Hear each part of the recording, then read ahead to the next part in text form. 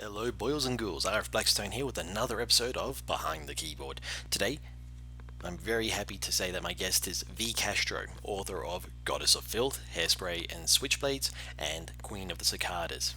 Enjoy. Thank you so much, Violet, for being on. It's a great pleasure to Uh, finally meet you. Thank you for having me. Really, really excited to be here. So thank you. Oh, I like it when people say that. It takes a lot of pressure off me. I'm easygoing, so Oh, whatever. that's fantastic, and being Australian, exact same thing. So this could be one of the more relaxed interviews I do.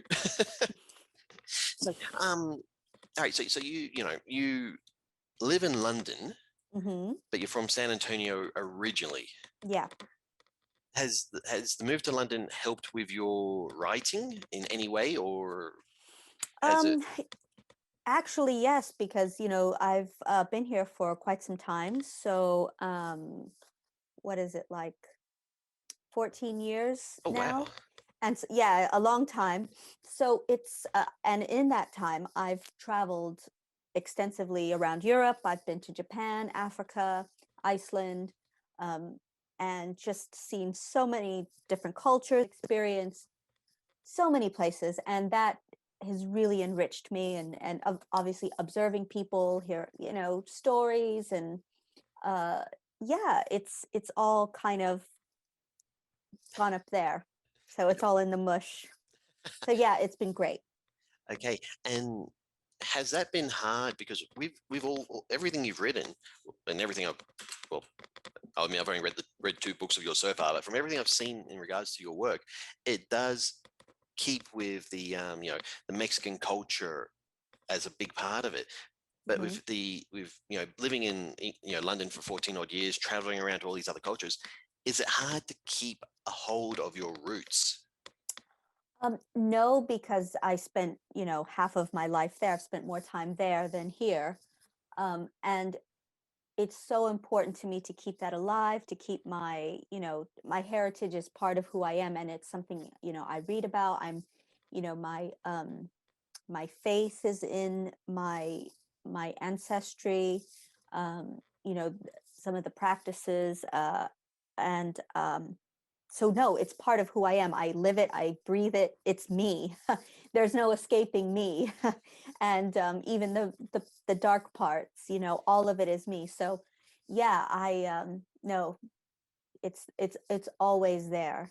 And the rest of this is just kind of taking it in. It's all stimulation, and it's just goes in for the storytelling. Yep. But yeah, my culture is very important. I try to get there, well, pre-pandemic, as often as possible. So I'm feeling it. It's been really, really difficult now because it's been so long. Yep. But I am just like ready to go back. And as I mentioned to you before, I cannot wait to travel to Mexico, and yeah, I'm hoping at some point. Obviously, I can't make any big plans for Mexico yet, but Yep. I'll be in the U.S. soon. And I just can't wait. Like, I miss my family. I miss them. Oh, totally agree. Last time I saw my parents was 2019. Last time I saw Oh my, wow. they visited Mexico. Yeah, yeah, yeah. But the last time I saw my family, like my brother and sister, was 2018 for my sister's wedding. Um, so yeah, I do understand that feeling of, Yeah. especially with the pandemic, it is that feeling of being left out of certain things, or hmm feeling well, I don't know about you, but feeling helpless to be there when a tragedy happens or when there's a moment of Yeah. pure joy. So No, totally. absolutely. Um, but I mean, so okay, you're you said that your heritage is part of you, the good and the bad, and you keep it front and center. I live in Mexico City, been here almost 5 years, and it is compared to Australia. And I'm pretty sure, like, if you compare British culture to to it as well, it's like one of the England and Australia be very boring compared. You'd be surprised though. There are so many haunted places here that I've traveled to. So on Instagram, like if you like scroll all the way down, I've been to a lot of haunted places. I've been to like 11th century Norman churches. You know, I like those freaky haunted places, and I go there, and that's really cool. Yeah, it is. It's so much older than the United States, like the things you can see, and um, but yeah, it's different, but it still has kind of that place in my heart where I still sometimes think, wow, it's really cool to have experienced that and live here. So as much as I miss, you know, my my family and being so close to my culture in Texas, I'm also very grateful for the places I can visit here and also travel. Yeah. Well, I could travel to um, previously. Yeah. Uh, Okay. All right. So then it must be well, yeah, okay. That makes sense with London, like England being ultra haunted because it is an old country. yeah. So then it just must be the Australian culture is the boring one. No, Or- it's very quiet here too most of the time. People are very polite. well, that that that goes without saying. So, I mean, as far as those haunted places go, you know, has any of those like those not the actual locations, but the stories behind it? Is that the sort of thing that you would ever take and put into a story? I think there are enough people to write those stories. There are enough British storytellers. There are not enough um, me. There's Yeah. not enough Latinas writing those stories about our culture, our experiences. In November, I have my short story collection, Mestiza Blood, coming out with Flame Tree Press, and it's all about growing up Chicana, but also about the urban legends. I grew up in Texas, the my ancestry, like Yep. everything. So I want those stories to be told. So I really take it, twist it, um, and yeah. So uh, that's where I'm at in my storytelling. I want to tell the stories that have not been told yet. That makes perfect sense. I mean, honestly, you know, living here in Mexico City, I've heard a lot of really cool horror stories or urban legends, Yeah. and it's that sort of thing where I'm like, oh man, I would love to be able to write those, but if I write it, I know I will butcher it. It will not feel authentic because of this. So so for you, it's extremely important to be able to you know put forth not just those stories from your childhood or your culture, but also the fact that it's you have the authority, let's say, to be able to write it. Yeah, Um, it's so important. It's like a fire inside of me that I can't put well, out. but that's good though. That's good because I mean, like with the pandemic, I've noticed that like on Twitter and in Facebook groups, a lot of authors have been talking about the imposter syndrome. They're not writing as much because of it, and with you, it seems like it's the complete opposite. As far as I don't know about imposter syndrome, but as far as the writing goes, it seems like Hmm. because you've got that fire, as you said, it seems to help keep you going even in this situation. It's really writing saves me in so many ways. It really is my way of expressing myself. It's I love it. It's a joy. But yeah, it's just something I love to do. And don't get me wrong, I have like those times when I hit slumps where I'm just like because I go the way I operate is like I will go go go go, and then all of a sudden I'm just like whoosh, Yep. and I have to stop myself, and I'm just exhausted. But I still try to push through, and I'm like punching through, and I just need to know when to just like okay, you need to calm down. But unfortunately, fortunately and unfortunately, I'm getting busier and having people ask me to do things. So, I need to now know how to manage like pushing, pushing, pushing and managing the things that are also coming in so I Yep. can be able to keep up. But yeah, during the pandemic, I just did nothing but write. I did nothing but just plow through my goals, because that kept me going. And because in the UK we were under lockdown for I mean, we are barely coming out of lockdown tomorrow, Jeez. Oh, April jeez. 12th, and this has been since December. So Man, it's been fucking long. it, It's been fucking long. it, Woo, I'm exhausted. yeah. Just hearing about it, I feel exhausted. I can't imagine going through that. But I mean, you've got you're with your family, so I mean, you've got your boys and everything. So that would help, right? Or does that exacerbate it a little bit? Yes, and so when they were at home schooling, then I it was really tough because you just they're there, and it's like every 5 seconds, like da, da, da, da, da, da, da. So and then by the evening, I'm just like I'm exhausted, spent from the day. So now that they're back in school, it's easier. Um, but again, it's kind of finding that balance and saying like, okay, well, what needs to be done, prioritizing, and yeah, having to start to say no to things, or to really weigh what comes in Yeah, yeah, no, that makes sense. versus what I want to write and what I should be writing. And that's what's the difference between that? Like with what you want to write and what you should write. What is the difference there? Oh, when I say what I want to write, as in, so things that I've started, um, that I need to continue and finish up because I have, deadlines and Yep. make promises to people. So those things which I want to write anyway because I've started them and I'm like, oh, I have this or this or this. Um, but I also have to make time for edits for Yep. things that are coming. It's like, okay, which I don't mind edits at all, but it's time consuming. So you have to kind of, it's not the same kind of writing, Yep. really. It's a different brainwave, really. It is. So those are the kind of things that you have to kind of manage as well. Like you just don't know how much editing is going to come back, or Yeah. How much you? it's not up to you. Yeah. Okay. And this could be a very stupid question, and if it is, feel free to say so. Okay. Did you ever think you would get to this point? Like you would be at that point where you're like, okay, I need to start. Okay, wait, I want to write, but everyone's asking me to do things.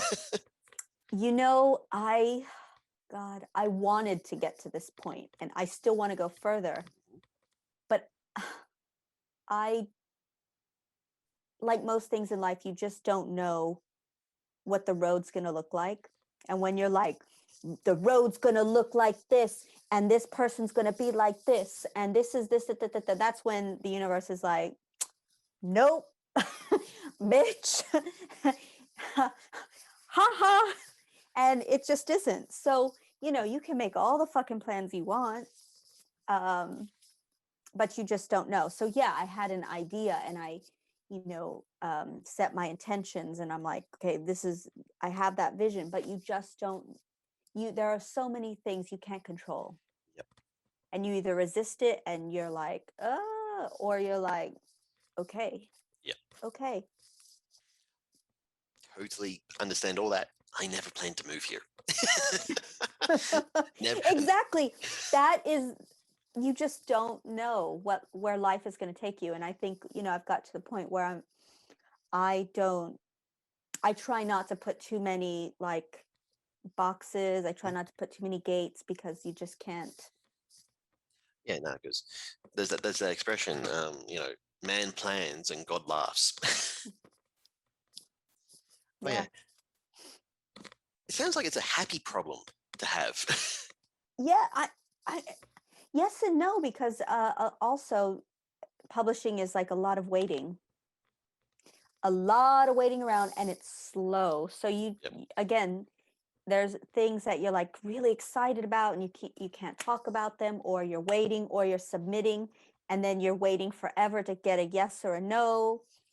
And Yep. it's like refreshing your email, but you have zero control over any half of that stuff. You can't control other people or no, you can't control a pandemic, you can't control a virus, you can't control uh, a lot of things. So yeah, it's quite it's good, and but it's also humbling because you're like, okay, I've written this thing, I don't know what's going to happen, I don't know. There you go, you just got to let it go. oh, yeah, definitely. But I mean, with you, like every time you put out something, it does kind of it causes a bit of it causes a stir in a good way. Like you do everything you've put out so far seems to be hitting at the right moment and getting a really positive reaction to it. Um, and when I talk to other people and I talk about you, they always kind of just go, oh yeah, like you can tell that they're like, yeah, jealous of your success. Honestly, they don't need to be jealous because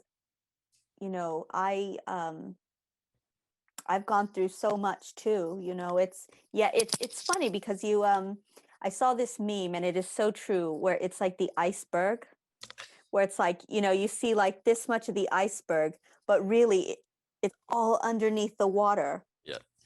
And so, people are like, oh, this and this and this, but to get to that, the my tears is that ocean. Oh That's wow. my, okay. And the work, the worry, the wondering, all of it. It's as much as I would like to say I snap my fingers, it doesn't happen that way. I'm still waiting on a lot of stuff. And but I am so grateful, and I think that's what, I think it's like you got to just keep your heart open, and stay grateful, because it's a long road. And believe me, I've kept going and going and going and going, and I now have an agent, just like weeks ago. But I have been subbing for 4 years Oh, nonstop. Like, okay. this is novel after novel after novel after novel. And you think, and each novel is like, what, 65 to 80,000 words. That's a lot of words Yeah. to have submitted and get rejected. So, you know, it's I've been there, I've done it, I know. So anybody who's like, oh man, I just say, keep going, keep going, keep going. Because like that little meme, Yeah. that iceberg, you see that bit, but you do not see everything underneath the water. But yeah, and I just try to stay true to myself and be cool with people, and be kind, put the good vibes back out there. It's let But me let me vibe with you, let me give you good vibes, let me just be cool, and then that comes back. That's the way I view it. I just try to be chill, even when I'm like, well, it seems to be working and paying off. universe, what time is it? Hurry the fuck up. That's what time. Well, it seems like it's like I don't remember who said it, but I was talking with Lee Murray, and she said this. She said publishing it's a no until it's a yes. Mm. And it seems like you've finally, in the past, I think like in the past year or so, you've finally hit the yes part. Yeah, and it is just, again, people talk about honing your craft, and yeah, you just write and write and write and write, and but you got to take those breaks, because honestly, mastering your mind, mastering your emotions, taking a breath is just as important to the creative process as in having some sort of discipline. Yep. So you do have to take those breaks and take a breather. I'll try that again. That makes perfect that makes perfect sense. I mean, burnout, especially like with the pandemic, everyone is trying to keep themselves busy, and burnout seems to be one of the biggest problems at the moment, especially for creatives, because if they're not, they have their opinion that, especially with indie authors, if they're not putting something out every day, or if they're not advertising, or using social media to then they have their opinion. If I'm not doing that, I'm failing, which is a very, very fucked up mentality. Well, I think it's because we live in such a society and a world that's like, you know, so, we get our coffees quick, we pay quick, Yeah. everything is quick, quick, quick, quick, quick. And, um, something that even I have to remind myself, because again, I'm just like, it's hurry the fuck o'clock. I get that. um, and something, I hear all the time and I have to remind myself is, you don't plant an apple tree and expect to eat the fruit the next day. Yeah. It's got to grow, it's got to ripen, it's got to, you're not going to pick an avocado before it's ripe. You're not going to, so we can't put those expectations on ourselves. And yeah, the constant like, oh, I've got to always be up, up, up, up. It is hard. And even I kind of have to step back from Twitter sometimes because it's just a constant going. And I try to go on to like boost my friends and boost important projects, but you also have to know when to like step back and not take it so seriously, Uh-huh. and not let it and not let your ego kind of take over, um as in, seeing what everybody else is doing and then you feeling bad about yourself. Yeah. Well, there's a quote from Theodore Roosevelt, which is, comparison is the thief of joy.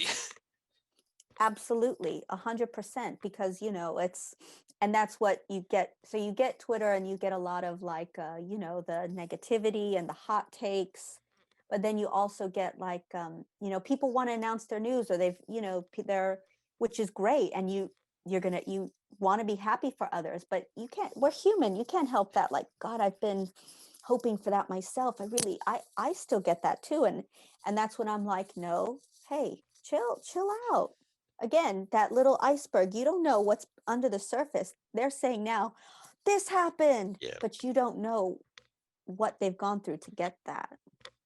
um Especially being a woman of color, like having that added kind of pressure and that added feeling of, I've got to work harder, I have to strive more, I have to be, so you got to like detach from that. You have to detach from all of that, and that is work. That's hard work. I imagine. I mean, not being a woman or even a woman of color, I can't imagine how, like the shit you've had to go through. But I mean, I was talking to J.H. Moncrief, and I asked her a question about, like,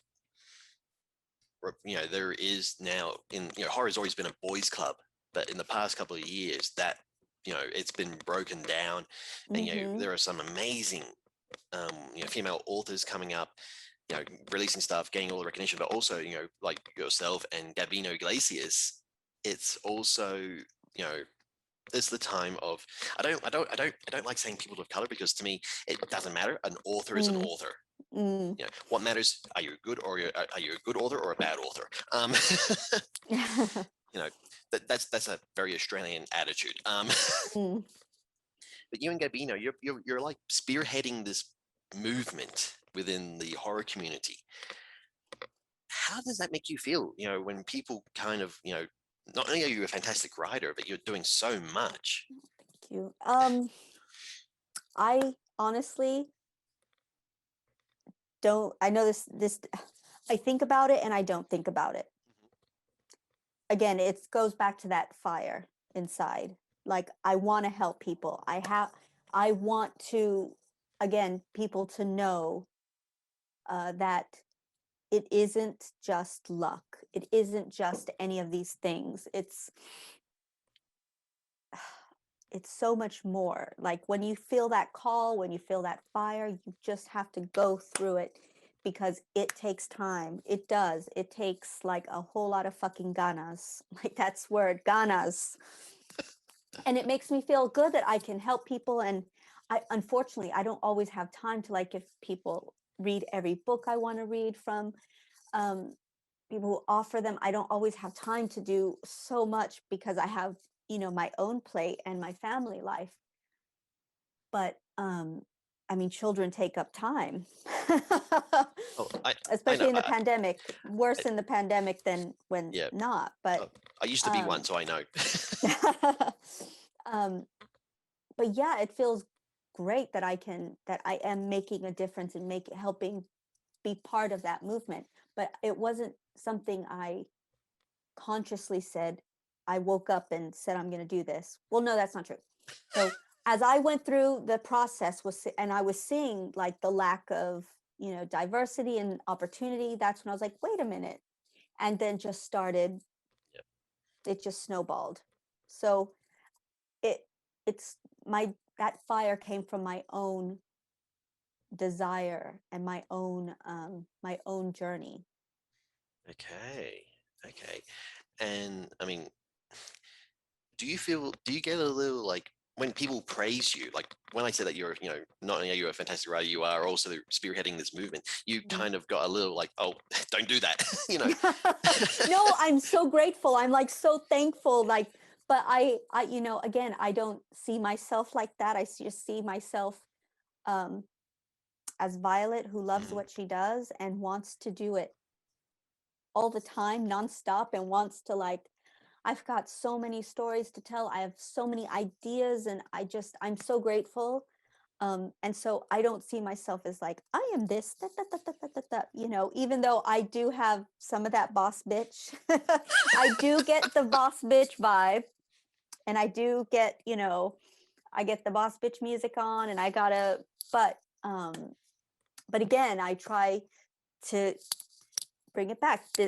I'm just Violet doing what I love, trying to do this to the best of my ability. And I still go through rejection. I still go through fucking hurry the fuck o'clock, it is what it is. But again, I love it too much. Like I'll never quit. I just can't. Yeah. It's well, I mean, for me, at times writing is like a drug. Mm-hmm. That sort of thing of, you can't quit it. So I mean, it beats working for a living in a way. I mean, because especially with your stuff, like since reading Maria the Wanted, I've wanted to ask you a couple of questions about it. Okay, sure. I mean, for starters, okay, like, the idea of the Aztec, what was he? Hizak. Yeah, him. Nope. That character, that's like prime villain kind of, character. And when, I read the book, absolutely like read it. I was like, okay, yep, I'm gonna, keep track and want to read more of your stuff. But it was that sort of thing. I was like, okay, you see, seeing how you interact and how you talk and everything on like when you're on panels or when you're, just on your Instagram account or on Twitter. The question I kind of want to ask is, how does someone who seems so laid back and so cool come up with that?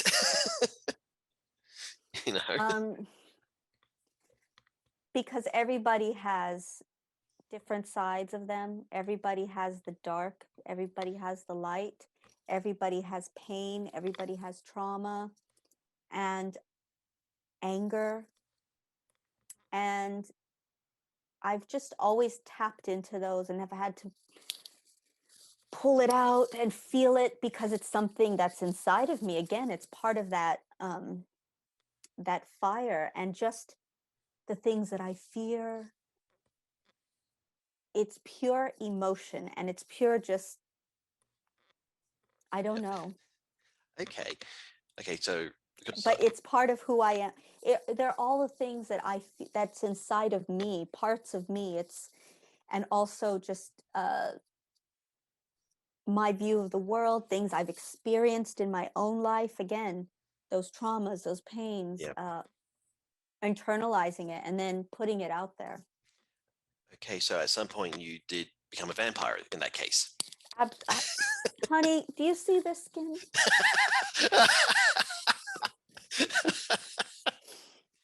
This hair is glossy for a reason. Oh, okay. I'm a vampire. No, I'm kidding. I'm not. I wish. No. Yeah, Yeah, I would love to be a vampire, but Well, see, that's the other thing. I mean, that story could very easily have been like more realistic, you know. So why add the element of Maria becoming a vampire and all of that? oh, just because I love vampires. And uh, I do. And and also I wanted to incorporate um, the idea of different women Mhm. in different times in histories going through different um, huge upheavals. And the book was basically saying, you do not have to be what the world says you are. You do not have to be the label. You do not have to be that person in history. You do not have to be that person from that country. You do not have to be any of these stereotypes. You don't have to be any of those things.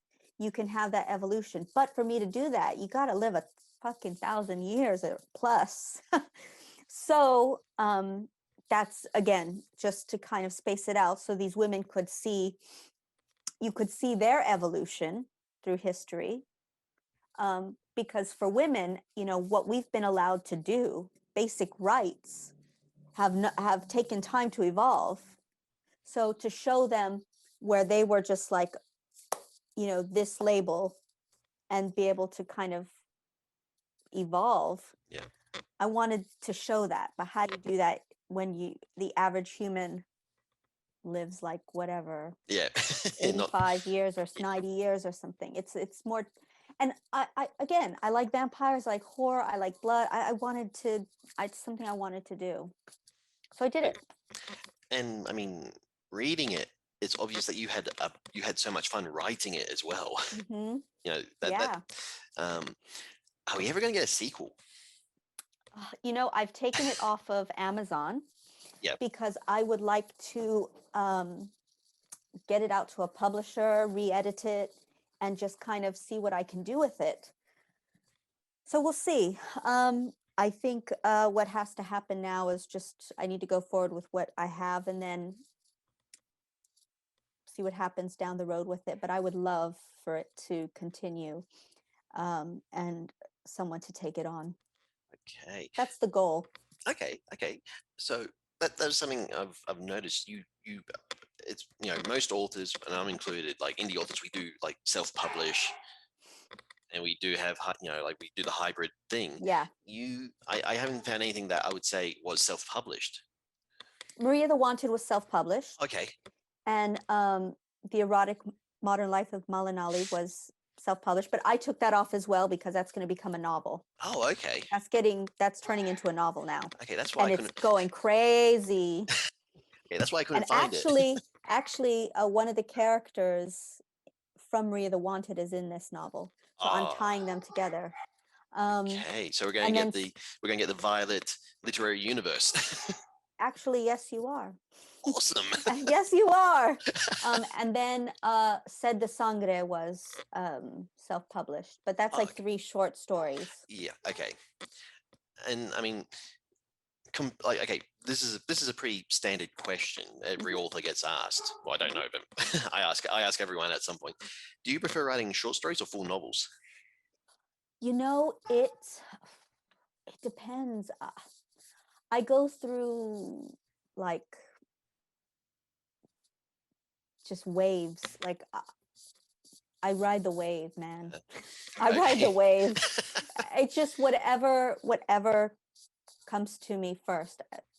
So if I'm in the middle of a novel and I get stuck, I'll put it aside. I'm like, I just can't. You just get tired of it. Yep. Or yeah, you just get tired and you don't see where you're going, and you're like, okay.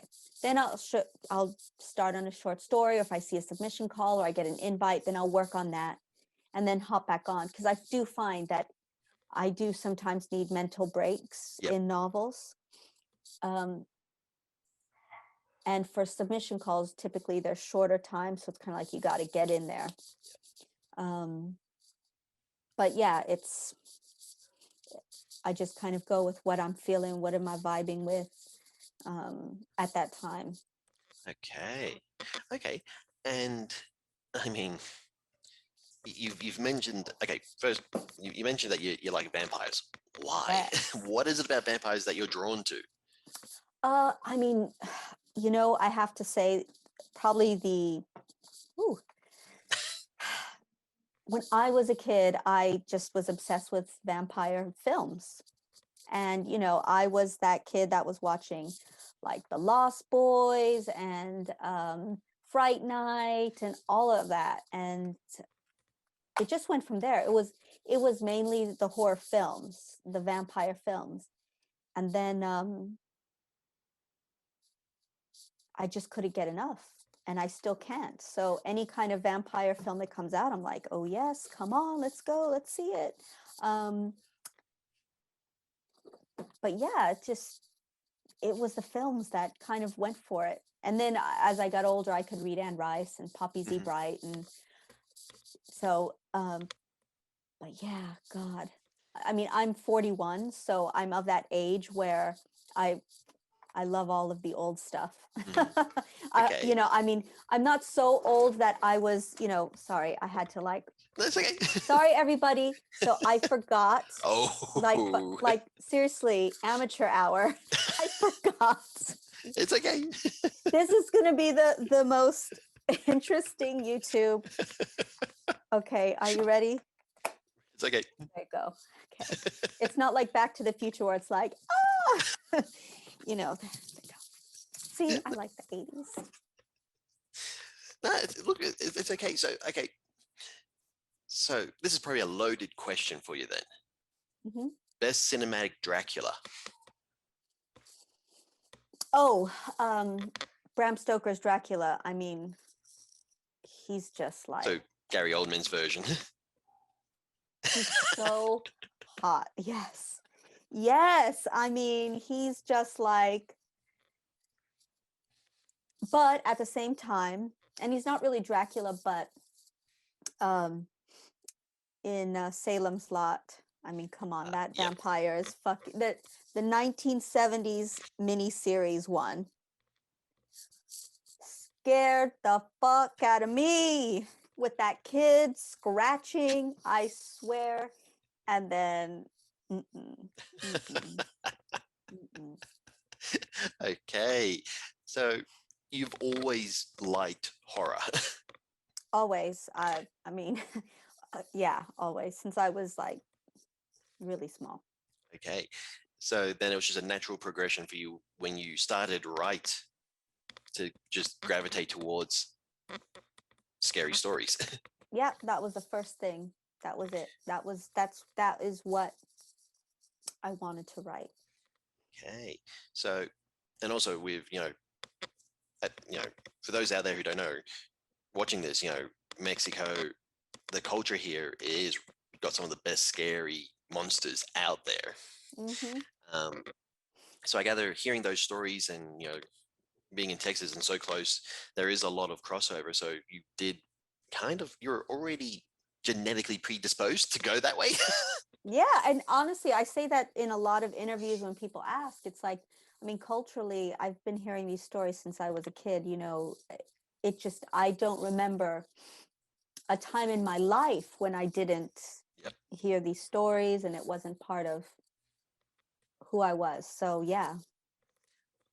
Hey, so like, and any question I ask, feel free to say if you don't want to answer any question, feel free to say so. I'm not going to get upset. Um, out of all the old, I don't want to say urban legends, but the old stories you grew up hearing, which one was the one that scared you the most? Probably La Lechuza. So the owl with the witch's face in the tree. And that just the imagery was like, oh, with Yeah. the claws and like outside. Because in Texas, growing up, we didn't have air conditioning and it gets really, really hot. So we had to sleep with the windows open. And I would just, every noise would just, oh God, scare me. Or we'd have it open and then the box fan in the window. And I was always afraid that La Lechuza would come and like snatch out the screen or something. And it was, yeah, La Lechuza was the scariest thing for me. Okay. Would you ever do a story with her? I have. I probably haven't read So, it yet. no, because it's a short story in my short story collection, Mestiza Blood, out Okay. in November. Oh, that's why I haven't read And it. the story is called The Final Porn Star. Ooh. Okay. See, that's a really good title. Hmm. That's something your titles are amazing. Oh, You know, thank you. they are. I mean, Goddess of Filth, that just conjures up so many. There we go. that conjures up like so many possibilities for what is going to be, what horrors Hmm. lie within. Do you put a lot of effort into coming up with your titles, or is it easy for No, you? they pop into my head. Okay. They literally, that they just pop in my head. I just will just, I don't know where they come from. My higher self is like tapping on my brain. That's probably the I worst. wish I had like a better Oh no, answer. no, it's okay. I mean, because that's the question every creative person dreads being asked. Where do you get your ideas from? My You know, higher self is typing on my head like that. see, that's a better answer than what my mum told me I should say. Because someone back in Australia, when I visited last time I visited, a friend of mine asked me, "Where do you get your ideas from?" Because I had a couple of books out, and I went, froze, no answer at all. And I told my parents about this. My mum goes, "This is what you tell them, Richard. You say, when you're a kid, in the back garden there lived some elves, and at night they would come in and they would whisper these horrific things into your ear as you were a child." And and she goes on and on about this, like really, really screwed up stuff. And my dad and I are both sitting there going, where the fuck's this coming from? He should write that story. You need to write that story. That's a great story. Well, yeah, that's the The sort of thing. horror elves. Yeah, well, that's the sort of thing. Fuck the tooth fairy. Well, yeah, the Tooth Fairy is scary when you think about it. Actually, Yes. the Tooth Fairy, Santa, the Easter Bunny, those actually are quite scary characters when you properly think about it. They are. Oh yeah, it's that sort of thing. When she said that to me, I just had to go, okay, so this is where I get it from. Yeah, you're like, thanks, Mom. Yeah, and this is actually the first time I've told that story in. That's a cool story. Yeah, but both my parents, teachers for 30 odd years, separately. Mum taught biology and chemistry. My dad taught physics. Dad was an actor and a magician. Oh, wow. So both of them can come up some really fucked up shit quite easily. I don't have the cultural heritage like you do, but I've got science and magic. So you can just, that's a great, just when people say, where do you get your ideas? Science and magic, baby. There we go. And then just like leave it at that, and they'll be like, oh. See, I think if I said it just like you did, I don't think I could pull off the boss bitch moment. I know. Well, maybe practice. See, I think I've got to get the hair longer, make it glossy. the vampire skin. There you go. Yes. But it is like strange though. You have to admit, it is strange when you come up with when you get an idea that you just, like Maria the Wanted, Goddess of Filth, Queen of the Cicadas, that sort of stuff. It must feel very strange, when you finish reading it, not reading it, you finish writing it, and you sit there and going, where the fuck did all that come from? Some of it, yes. A lot of it, no, because again, all of the things that I've experienced and the things inside of me are there. Some of the stuff, yeah, I'm like, what the fuck? Like, oh my God. But for the most part, I know exactly where it came from. And the stranger parts, it's almost as if I'm just kind of, or I was driving and then I see it or I feel it or it just comes to me. Yep. Okay. So it's inexplicable. Yeah. But some of it is, but a lot of it is, again, me and what I've and how I've processed the world. Okay. And I mean, I, I gotta make a list of all these quotes I've heard and need to remember who said it. But someone said that for a writer, when what they write, it's their version of the world. Like it's how they want the world to be. Now, in saying that, if someone like Jack Ketchum, Poppy Sebright, if that's their version of the perfect world, that's Yeah. Horror writers, we're different, okay? We are different. We are cut from a different cloth from everyone else, okay? And that's good. That's a good thing. We're cool. yeah, yeah. I mean, we're different. horror writers are some of the best people I know. Yeah, same here. Same here. Really welcoming and nice and Very, it's been a great community. yeah. So, and that's something that more and more I've noticed is that unfortunately you do still get the assholes in it, but there is, I think it's been building up to it, but since the pandemic, it really did kickstart that sense of community in the horror community. Okay, there's an oxymoron. But that idea has really exploded, and people really are feeling more inclined to reach out and to post things. Like people talking about imposter syndrome, or they're struggling with things, and everyone in the horror community, well, not everyone, but most of the people in the horror community kind of go, oh, well, I've dealt with, this is what I've dealt with. This is the same, similar to you. This is how I handled it. And I don't want to give you all the credit, but when you interact on Twitter, that seems like a bit of a catalyst for everyone else to kind of follow suit.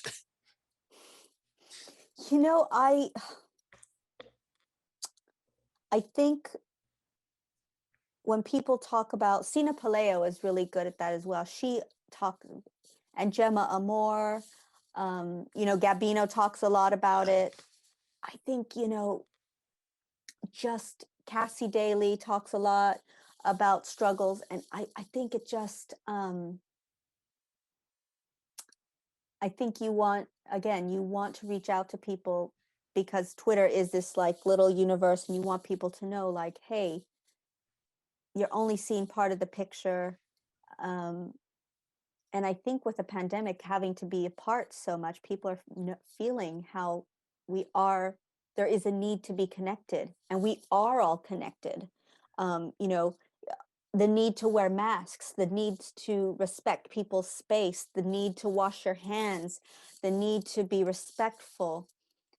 We are connected. This pandemic says, no, you are connected. Okay, you really are. If we weren't, this shit would not be happening. It would not be a global pandemic. Um, so yeah, I think people are feeling like, yeah, we are connected. We do, and others want to give back, and that's a great thing. Oh, yeah, But definitely. I mean, sorry. yeah, I want to give back. I want to pay it forward if I can. Well, yeah, and that's the thing. I mean, when you when you, oh, what's the Twitter term for doing it? Lift up someone. When like someone posts, like Yeah. when you post, oh, check out this person, that creates that does kind of, that person then gets a lot of attention. Well, there needs to be boosting, and like if you see someone, that's the word, boosting. yeah, it's just like up to boost. If someone is like, if there's a submission call and it's for a small indie publisher, because I feel like a lot of writers can really get their foothold in indie publishing, but you need to get that word out there that because the way the Twitter algorithm works. So I'm always, if I see there's a submission call, there's something, I try to boost it, and or someone has a new anthology, or just to try to boost those new books. I don't see everything, so I always tell people, like, if there's something tag me, because otherwise I won't see it, Yeah. or I just or I'll like it and then I'll forget to, but again, I think the more we boost each other and help each other out, putting that good vibe out there matters, because there is so much on Twitter where you're just like, oh my God. Oh yeah. I mean, like a lot of people, I've got the love-hate relationship with Twitter. Mm, Actually, I've got the love-hate relationship with all of his social media, mhm. which sucks when you need it to be able to, get the word out Yeah, about what you do. yeah. You have a very big following on Instagram, Mhm. and you seem to be more on Instagram than Twitter. Yeah. Is that just because it's more fun, I or Yes, I think also I like Instagram, the visuals, like, I love taking photos. So again, like I've gone to a lot of haunted places, and then during the lockdown, there were a lot of I did a lot of walks, and I took photos, and I put like captions to like help people, to boost their mood, or to boost my mood, or things I was going through. Um, but also Instagram is a bit calmer. There's like a level of there's yeah, more like it's I find Instagram's a bit more zen. yep, It's a bit more chill. You can be a bit more like your inner Buddha can come out, and other people's, and it's just a bit more relaxed. Again, Twitter for me can get a bit loud. yep, So uh, for me, Instagram is just like, you can be light, you can be this, you can, yeah. um, Okay, so you feel more comfortable and freer on Instagram. I don't feel so much freer, but I use them for different Yep. things, Okay. So I boost my stuff on both, but yeah, I'm a lot more personal on Instagram, Yeah. a lot more personal. Yeah. And I mean, why do you think we've like Twitter causes a lot of problems, like a lot of scandals, a lot of explosions happen on Twitter. Yet on Instagram, as you said, it is zen. And on Facebook, it's not as zen, but it seems like Twitter has the most angry people on it, for lack of a better way of Mm, describing the term.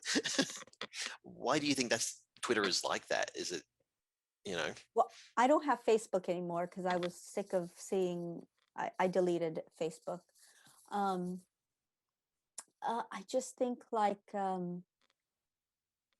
people need if people don't know how to process their emotions, or process what they're going through, they vent, and they'll take it out on people, or they've got to make a point, or they feel just powerless mhm. in some area of their life, and they need to kind of prove a point for some reason. I was on Twitter. I was quite angry the other day, but it was because I saw this video of this little boy who was abandoned. And I was like, what the fuck is this? Why is this child, Oh, that's only knowing, the border. yeah, yeah, Yeah. yeah, knowing he was going to be put in a nice detention, sleeping on a floor. I was angry.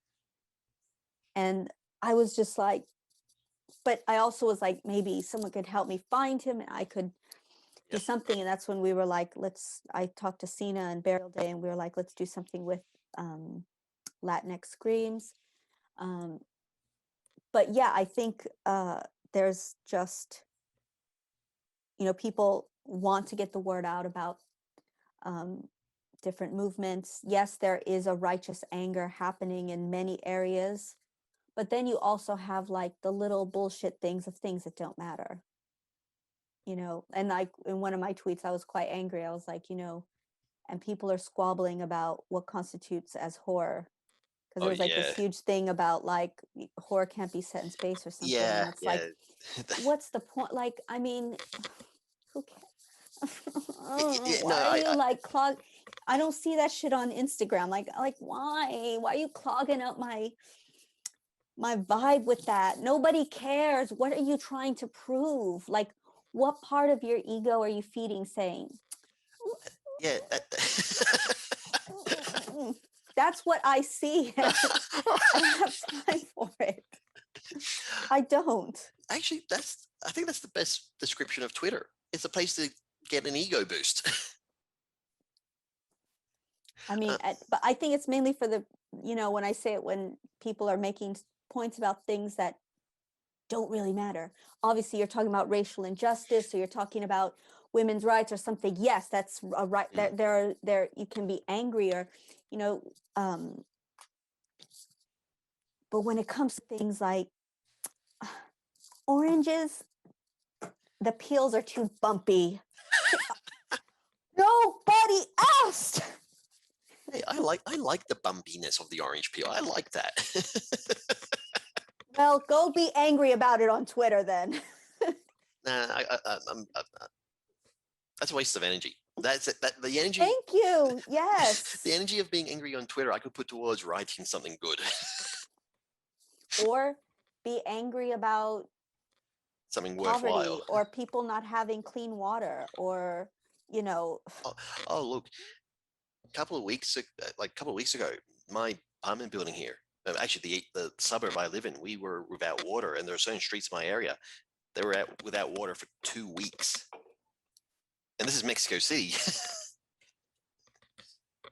so yeah, exactly. I mean, now that would have been something that a lot of people on Twitter, a lot of Mexicans on Twitter, were getting really angry for that. And I was I kind of checked every now and then see if there was an update from the government about what's happening. yeah. And I'm like, okay, yep, okay, like all these people are angry. My voice will not add anything to it. Okay. Yeah. Exactly. Something like please, like, guys, you need to get your shit together with this water main, or whatever it was. Yeah, be angry. And you're right, though. Another voice is over this water main. Yeah. But yeah, I mean, that kind of thing. But too many times I just see things like you're buttering your bread on the wrong side, and I'm like, I didn't know you there live was a over right there. side. What does it matter? Yeah. Like, Oh yeah. That. Yeah. It's a strange monster. Social media. Yeah. So you mentioned okay, I'm probably gonna butcher it, but Latinx, Latinx. Yeah, Okay, Latinx. okay, great. Oh, even though I've been living in Mexico for like almost 5 years, sometimes I really have problems pronouncing Spanish. So,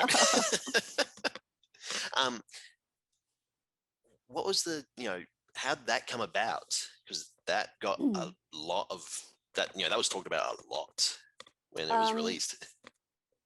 Basically, just not seeing Latinos in anthologies ever, anywhere, like hardly seeing any. And then you're definitely not going to see a Latina or Afro Latinas. So I was like, we really need this. So I pitched the idea to a publisher. Things happened with the publisher, and then Burial Day said, okay, had all of the stories already done. The authors came out with Burial Day, but it was just my idea of, where are we? Where are we? Where are we? Hello. And Toni Morrison said, like, if you don't see it, write it, do it. Yep. And so I did. And I mean, unfortunately, like yourself, probably a very big TBR list. But I know E. Reyes, and when he did the announcement, when he did the announcement, he was accepted into that. I know him. We're not best buddies in the world. We've talked and interacted. He actually wrote an introduction to a short story collection I did. He, I was sitting there going, "Fuck yeah," And when it did come out, people were, there was the buzz around it because, as you said, this wasn't normal. This wasn't the sort of thing that happens. And I'm positive this is definitely going to be a very stupid question, but I'm pretty sure that you've experienced or you felt like really proud, like, you were the literal boss bitch for doing this. Again, it was just like something from my heart. It was something I felt in my heart, and it was so important. But yeah, I'm proud of it. I'm super proud of it. I'm super proud how it looks, how it feels, everything. But again, it came from inside. Yep. So for you, if you don't feel the passion, if it doesn't feel like it's coming from that fire within you, you're not going to tackle it, are you? no, because it'll be half-ass. I need to feel it. Yep. And I typically come up with things that I'm feeling, like, oh yeah, ooh yeah, ooh. um, yeah, I've got to feel it. Okay. And because of that, okay, like you read Maria the Wanted, and I'm currently reading Queen of Cicadas. It is obvious that the passion and that you feel it and all that is there. That really adds to it when you can feel that either the author is having fun, like with Maria the Wanted, or they've just got something burning inside them. They've got to get on the page, which I kind of get the feeling is the same thing with Queen of the Cicadas. It adds an extra dimension to the experience of reading it, and knowing that you're never going to half-ass something, that kind of makes me more excited to see what you got coming out in the future.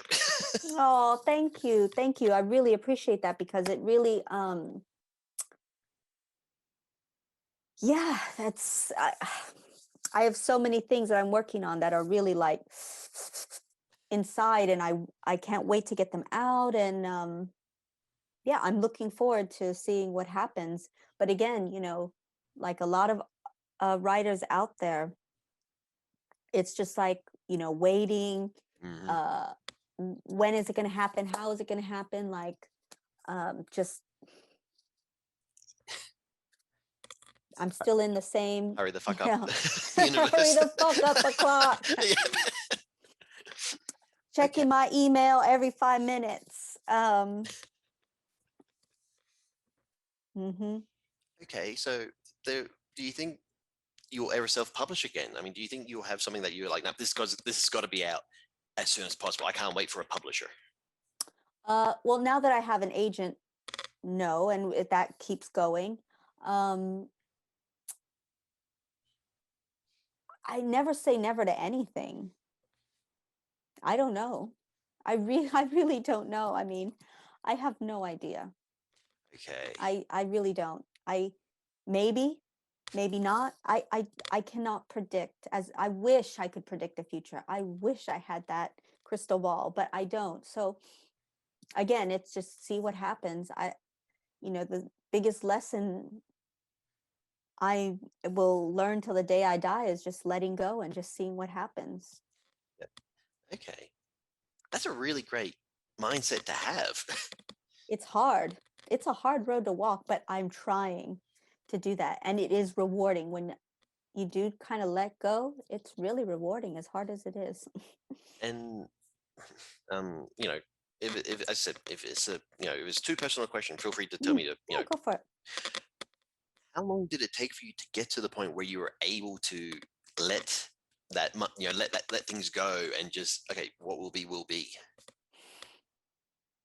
I'm still working on it. You just never get to that point. It's a daily process. It is something you live and breathe every day. You have to, you know, to surrender to what will be is something I have to do every day. I have to wake up and choose to if there's nothing in my email, I have to wake up and choose to say, okay, there's nothing there.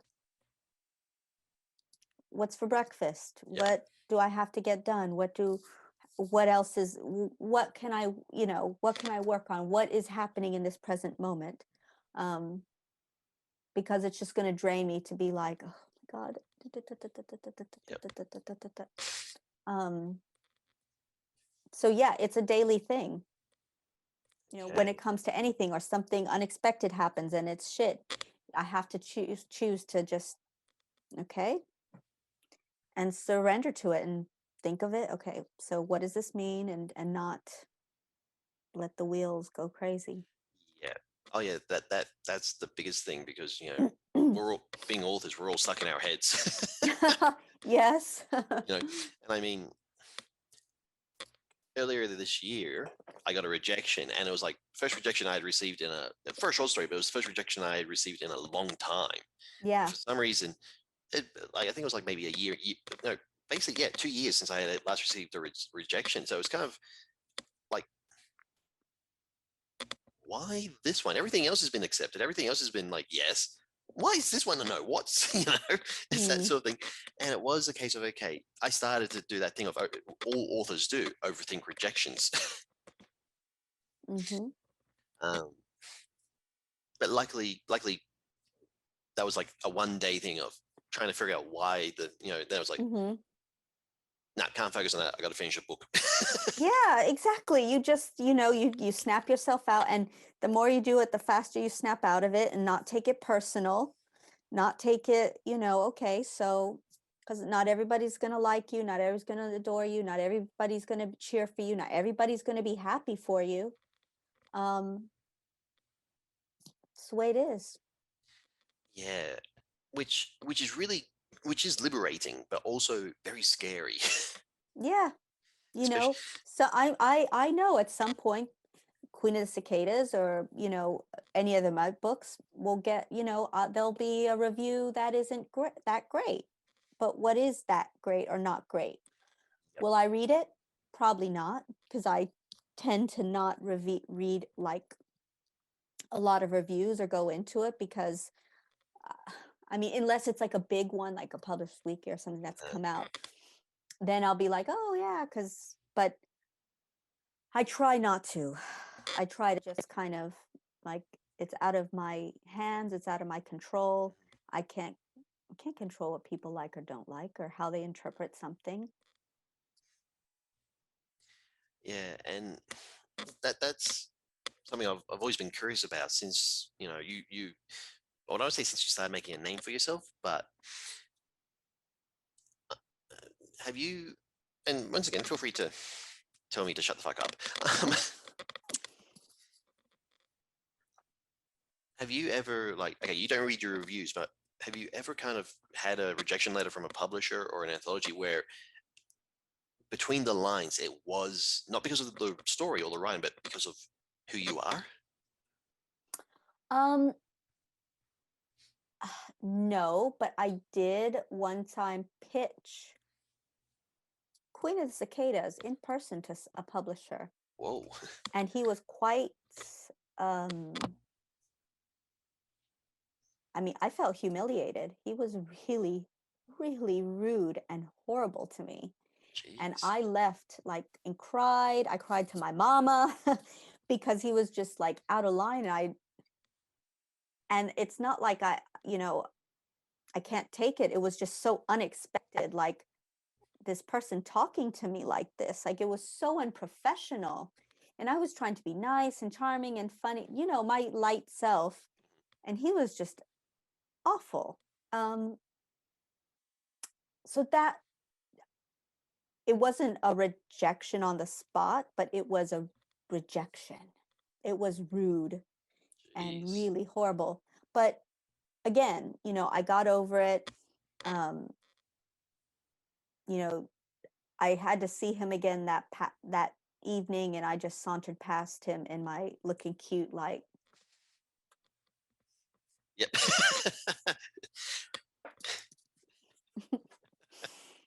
there's nothing else I could do but do that.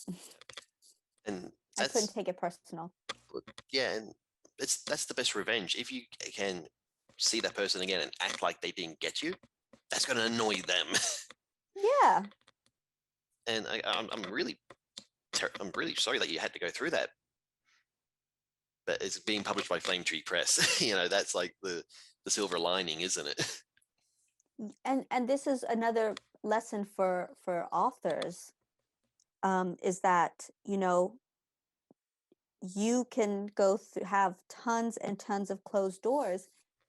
It doesn't mean it's not going to find a place. You just got to keep on going to those doors. You got to just keep going. You just got to, because I am so proud it went there. I'm so excited. It was amazing to work with Don. Um, so yeah, again, it had so many close calls with agents, and I was quite upset because it was like my thing. Like I really wanted an agent. I was so sure. Again, this is the universe thing. I was so sure this was the book to get to for an agent. I really was.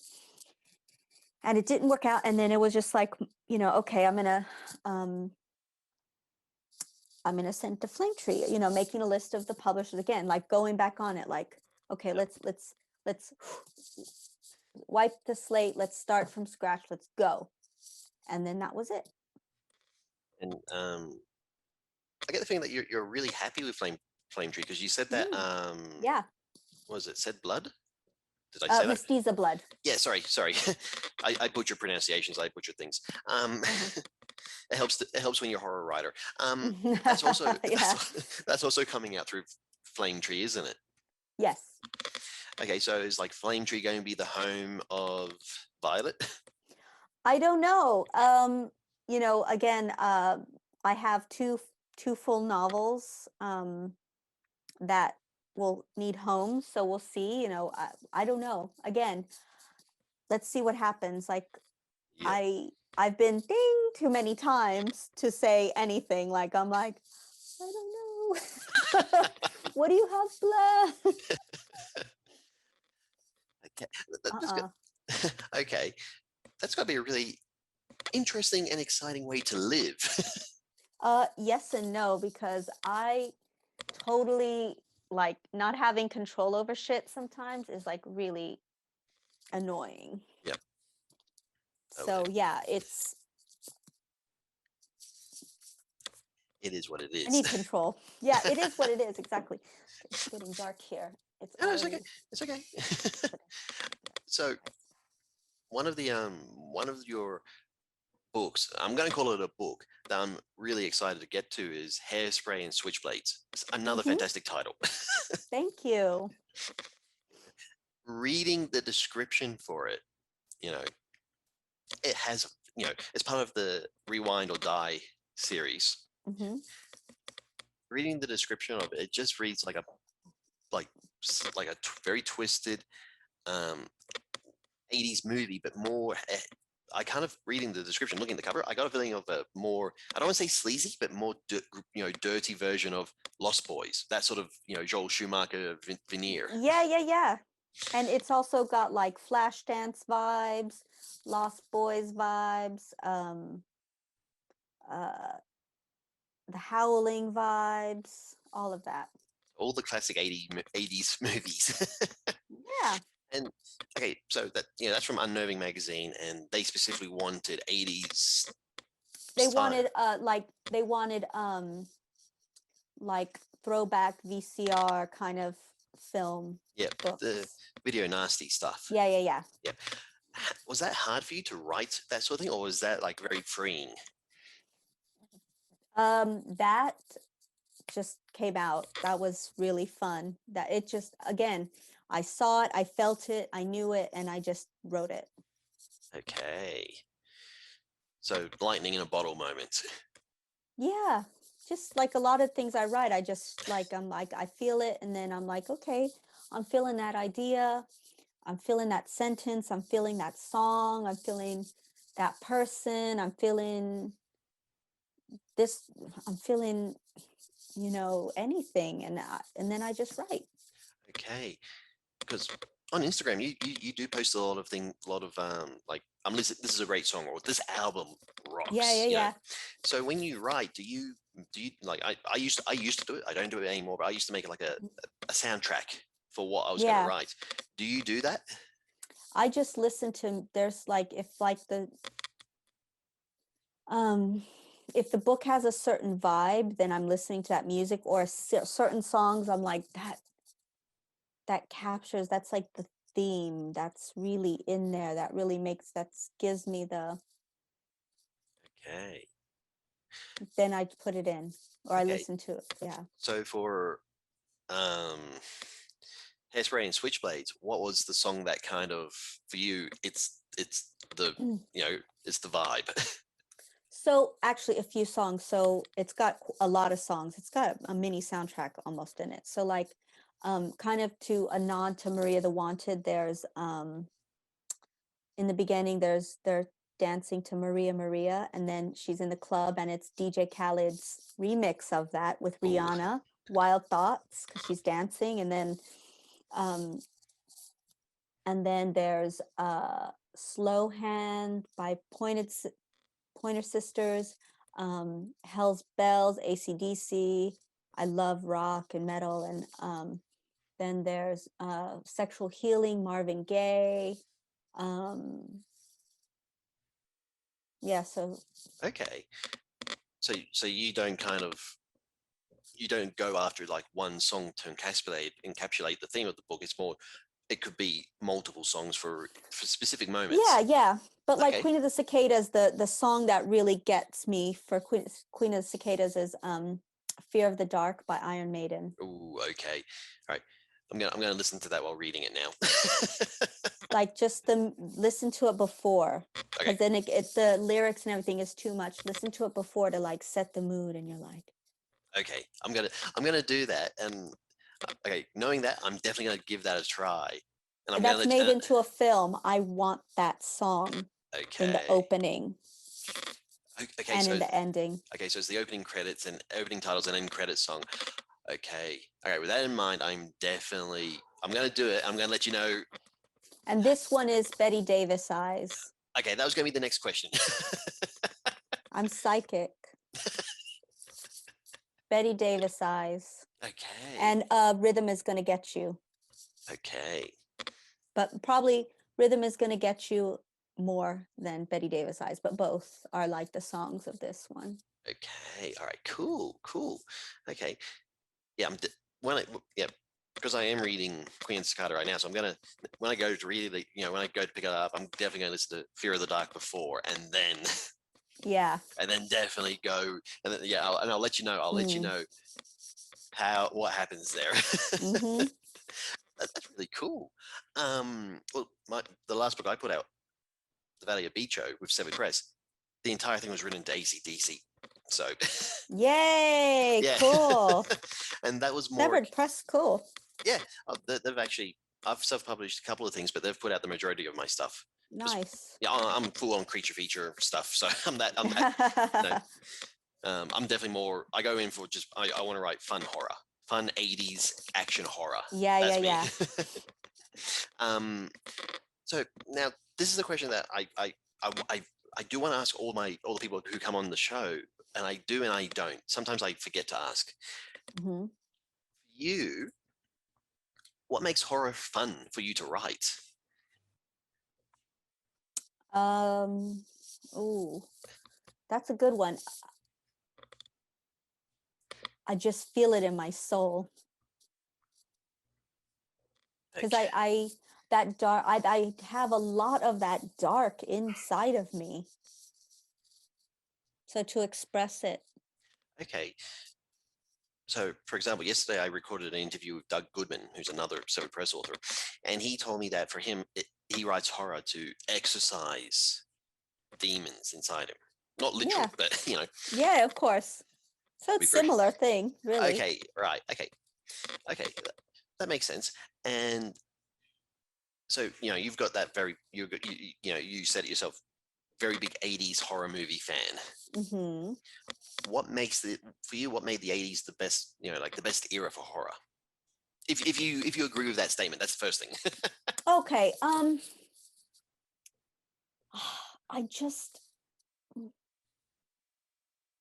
I think it goes, there is a fun element to it. So like Gremlins, I mean, come on, you just cannot. Oh yeah. It's Gremlins. Anytime you mention that with a certain age group, you mention Gremlins, they do what I just did. They smile idiotically. It's Gremlins. And then you go to like Fright Night, you go to Hellraiser. It's just like, so now, we have all of these like amazing graphics, but they're a bit, I don't know, it doesn't have that like, that same feel. It's too clean. The nostalgia, it's too clean. Yes.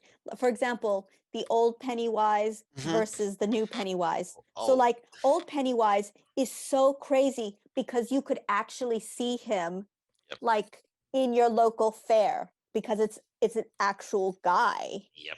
But this new Pennywise, it was just too slick. The makeup was too slick. The outfit was too much. Uh-huh. Like, who's gonna find that fucking? No, nobody to make that outfit. Find it. Yeah. But the other thing is, come on, you can't beat Tim Curry. Oh no! Come on, never. This is embarrassing, but the first time I saw the original I saw it first time saw it. It scared the shit out of me. Like, it scared me that much. I had to watch the original RoboCop movie. I needed blood and guts, and then for 2 weeks I love after, RoboCop. oh yeah, and it was the director's cut, so it was even more bloody. But that's the thing, it, because you never saw the violence in it, my mind just went overdrive with it. So I needed to actually see something with violence. But for 2 weeks after, it rained every single day. And I'm not joking. I didn't want to go anywhere near a drain. I didn't want to have a shower. No, I didn't want to go. Who would? And you're just like, oh my god, something is going to be in there. They're Yep. going to eat my arm, and Oh yeah, and no. And I'm a massive Tim Curry fan. Like, when I growing up as a kid, Tim Curry voiced so many cartoons. So when my parents told me that's Tim Curry, that added to the scar. Yeah, I don't know. There's just something, maybe because I grew up in that era, it just feels like home, and you feel like, because you lived through that time, there's something realistic about it. Yep. Oh yeah, definitely. Because you remember being a kid back, I don't know. I don't know. You just, it feels like home. I think that's the best. yeah. I mean, there are some newer horror films that I think are amazing, but the newer ones that are amazing are the ones that are pointing out a lot of political issues. Those are the ones that are like really are getting to me, or getting to like audiences. I can't wait for the new Candyman. Yeah. You have a Black woman directing it, and it's, this is amazing. Jordan Peele is behind it as well, so you're gonna just it's gonna be awesome. Oh yeah.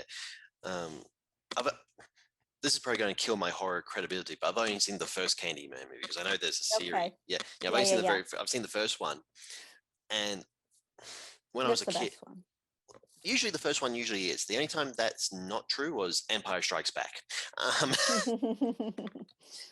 But as a kid growing up, before I saw Candyman, I knew Tony Todd from Star Trek. Ah. Yeah. Watching him play the Kern, the brother of the character Worf, for me, that was my introduction to him. So when I group of friends and I, we were doing, too young to watch Candyman, too young to watch Demon Knight or Dello of Blood. We kind of did a marathon of all those, inappropriate movies to watch when you're too young.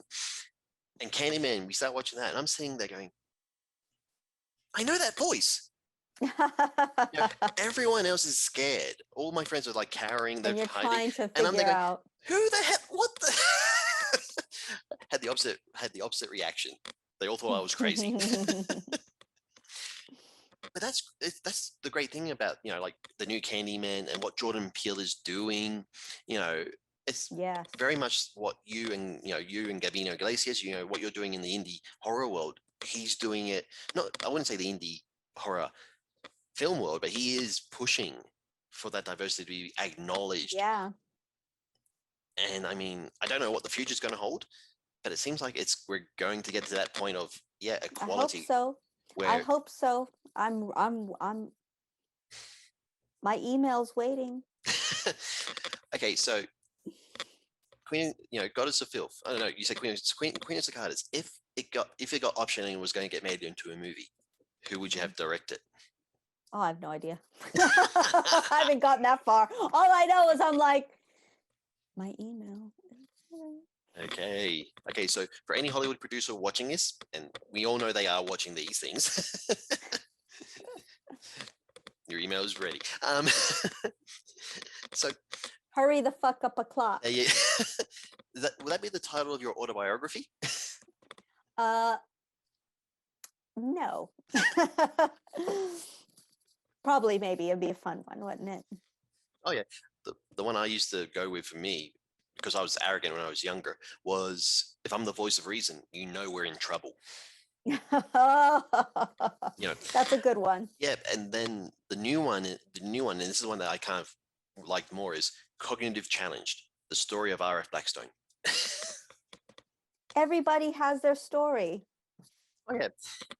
Although some people their story should not be told. That's the problem. Same as opinions. Everyone has opinions. Some opinions Yeah. should not be. Yes. So the last question I ask everyone is this. A young up-and-coming author comes to you and says, Violet, you've inspired me. I want to follow in your footsteps. What's the one piece of advice you give? Be yourself. Don't say I want to be the next Stephen King. I don't want to be the next you. I want to be yourself. Like I said, what is your story? There is nobody like you on this planet. Not a single person. Nobody has experienced things the way you've experienced them. No one has grown up in your family. No one has your eyes. Nobody. So just be you, because if you're striving to be this person, this or this or this or this, you're only going to be disappointed. You're only be frustrated with yourself. Just be you. Just write what you want to write, how you want to write it. What is the story in your heart? So yeah, I would say I'm happy to, I'm glad you want to follow my footsteps, but they're just guides. You have your own footsteps. You have your own footprint. Let that be what you're looking at. Damn, that's good. Higher good. Self typed it like that. No, that's good. That's good. Yeah, that's really good advice. I have to live it myself, I do. I have. That's what I tell myself. And it's definitely working for you. It is. I mean, you are the boss, the boss bitch of horror. Well, I wouldn't say that. I'm not there yet. I'm not there yet. I am just V. I'm just Violet doing her thing, writing. That's all. That's all I am. Well, it's working for you. And I mean, with everything that's happening with your, with your books, with, being so, part of a very important movement in the horror community and everything, I'm positive that's just going to keep going up for you. I hope so. I'm trying. Every day is a new day. You got to just kind of remind yourself that. Of course. But I mean, you finally landed an agent, you got a home for Queen of Cicadas. Pretty sure it's just going to keep going for you. And you know what? I'm grateful for all of it. Oh, and no. Grateful for all the people watching this, reading, all of everybody, yeah. No, it's amazing. So where can all the people watching this, where can they find you? Instagram, Buddhaland, Zen, the Zen place, at vlatinalondon.com, and Twitter at vlatinalondon.com as well. So I try to go on, a couple times a day, boost what I can. I don't always see things. If there's like an important thing, I say people could tag me or whatever, because I won't always see it.